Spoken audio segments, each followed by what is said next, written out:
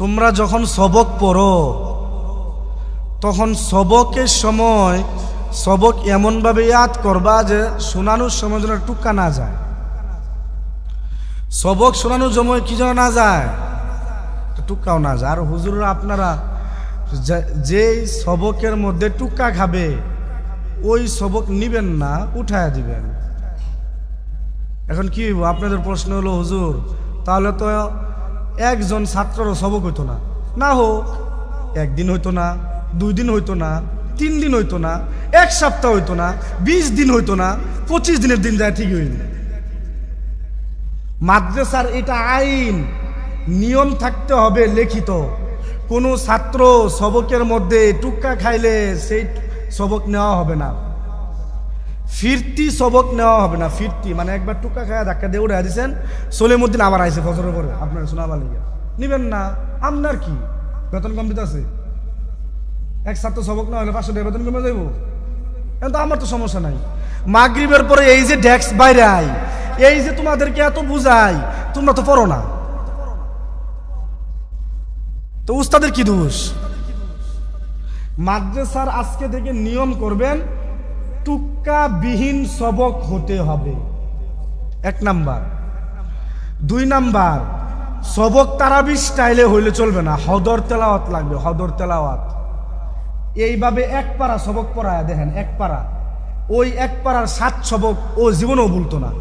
7 সবক যখন না বলবে তাহলে আমুকটা বলবো কেমনে? আমুকটা যখন না বলবে তাহলে কোরআন শরীফ বলবো কেমনে?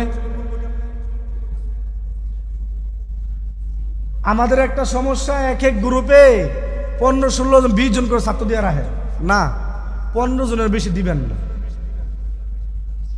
15 জনের বেশি কোনো হুজুরকে ছাত্র দিবেন না।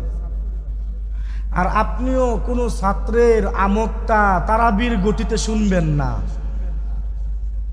উড়াই দিবেন, তোর আমকটা হয় না, যা দাঁড়ায় দাঁড়ায় পড়। এটা 1 মাস চালান, ছাত্র রেয়াদ হয়ে যাবে।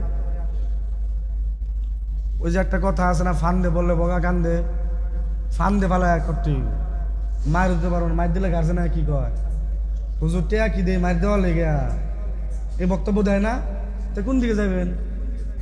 সোজা আলাপ, ভাই আপনার সবক হয় না, আমি কি করবো? মাদ্রাসার প্রিন্সিপাল তো নিয়ম করে দিছে টুক্কা বিহীন সবক হইতে হবে। 7 সবককে টুক্কা বিহীন 7 সবক হইতে হইবে। আমুকটাই লুকমা বিহীন আমুকটা হইতে হবে। কারণ আমার প্রিন্সিপালের তো আমি খাদেম, আমি এখানে একজন কর্মচারী, আমার ওনার কথায় উঠতে হয়, বসতে হয়। তাহলে আমার দ্বারা পসিবল না আপনার ছেলের সবক নেওয়া। হুজুর 10 দিন ধরে নাকি আমার সবক দেয় না, জিগানে সবক কে দেয় না, আমার জিগান কেন?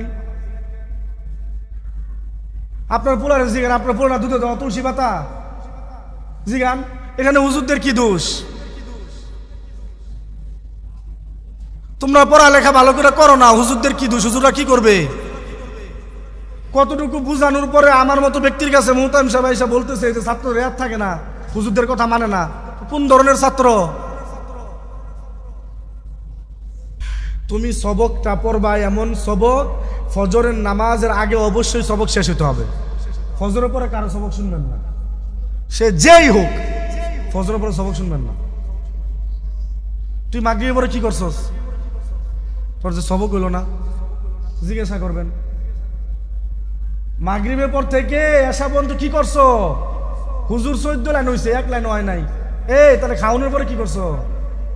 রাত্রেবেলা 10:30টার সময় ছুটি দেওয়ার সাথে তোমার চোখে ঘুম কেমনে আসে? তোমার যে সবক হয় নাই।